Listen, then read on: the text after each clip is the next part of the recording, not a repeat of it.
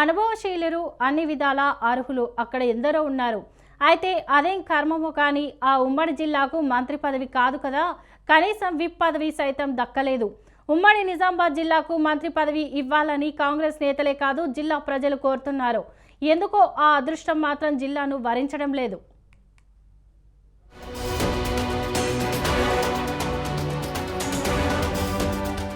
రాష్ట్రంలో కాంగ్రెస్ ప్రభుత్వం ఏర్పడి ఏడాది అయింది. అయినా ఉమ్మడి నిజామాబాద్ జిల్లాకు ఏ మంత్రి పదవి దక్కలేదు. కనీసం విప్ పదవికి సైతం జిల్లా నోచుకోలేదు. ఉమ్మడి జిల్లాలో అధికార పార్టీ ఎమ్మెల్యే ఉన్నా గుర్తింపు లేకపోవడం శోచనీయం. రాష్ట్రంలో 18 మందికి అవకాశం ఉన్నా ప్రస్తుతం 12 మందే ఉన్నారని, ఇంకా 6 మంత్రి పదవులు ఖాళీగా ఉన్నాయని కాంగ్రెస్ పెద్దలే చెబుతున్నారు. అయితే వాటిని ఎందుకో భర్తీ చేయడం లేదు. ఉమ్మడి నిజామాబాద్ జిల్లాకు ఇన్ఛార్జి మంత్రి తప్ప మంత్రి లేకపోవడంతో ఇక్కడ పూర్తి స్థాయిలో పనులు జరగడం లేదని వ్యాఖ్యానాలు వినిపిస్తున్నాయి. పూర్తిస్థాయి సమీక్షలు జరిపేవారు లేకపోవడంతో ఎన్నో ఇబ్బందులు వస్తున్నాయి. అధికార సలహాదారులు ఇద్దరు ఉన్నా మంత్రి హోదా, పవర్ లేకపోవడంతో ఉమ్మడి జిల్లాకు రావాల్సిన నిధులు రావడం లేదు.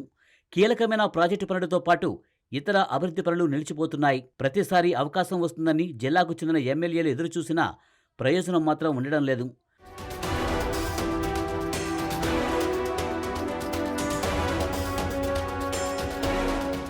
గత అసెంబ్లీ ఎన్నికల్లో ఉమ్మడి జిల్లాలోని 9 నియోజకవర్గాల పరిధిలో 4 కాంగ్రెస్ ఎమ్మెల్యేలు గెలిచారు. బోధన్, నిజామాబాద్ రూరల్, ఎల్లారెడ్డి, జుక్కల్ నియోజకవర్గాల్లో కాంగ్రెస్ అభ్యర్థులు గెలిచారు.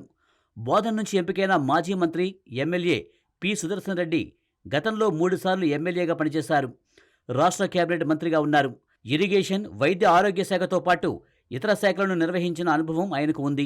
కొత్త ప్రభుత్వం ఏర్పాటు కాగానే ఉమ్మడి జిల్లా నుంచి ఆయనకు అవకాశం వస్తుందని అందరూ అనుకున్నారు. అయితే ఆయనకే కాదు, ఉమ్మడి జిల్లా నుంచి ఎవరికీ మంత్రి పదవి దక్కలేదు.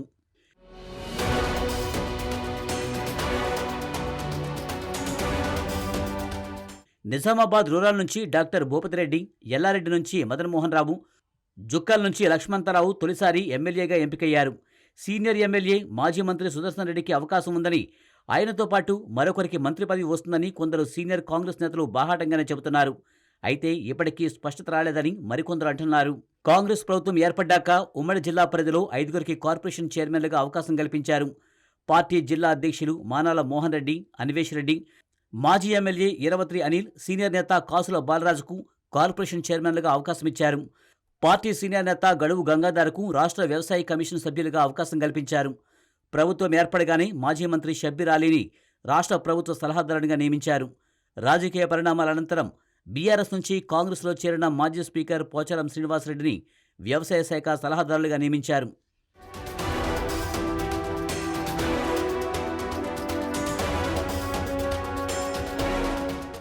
జిల్లాకు చెందిన సీనియర్ నేత పీసీసీ అధ్యక్షులు మహేష్ కుమార్ గౌడ్ను తొలుత ఎమ్మెల్సీగా నామినేట్ చేసి అనంతరం రాష్ట్ర అధ్యక్షునిగా నియమించారు. ఉమ్మడి జిల్లా పరిధిలోని ఇంకొందరు నేతలు పదవుల్లో ఉన్నా పూర్తి స్థాయిలో సమీక్షించేందుకు మాత్రం మంత్రి కానీ, సహాయ మంత్రి కానీ, విప్ కానీ లేరు. దీంతో కీలకమైన పనులు వాయిదా పడుతున్నాయి. కొన్ని పనులు నిధులు లేక నిలిచిపోతున్నాయి. కొన్ని అభివృద్ధి పనులు పూర్తయ్యే దశలో ఉన్నా నిధులు రాక పనులు అర్ధాంతరంగా ఆగిపోతున్నాయి. ఉమ్మడి జిల్లా ఇన్ఛార్జి మంత్రిగా జూపల్లి కృష్ణారావును నియమించారు. అప్పటి నుంచి ఆయన జిల్లాకు వస్తున్నా పూర్తి స్థాయిలో సమయం కేటాయించకపోవడం వల్ల సమస్యలు ఎదురవుతున్నాయి.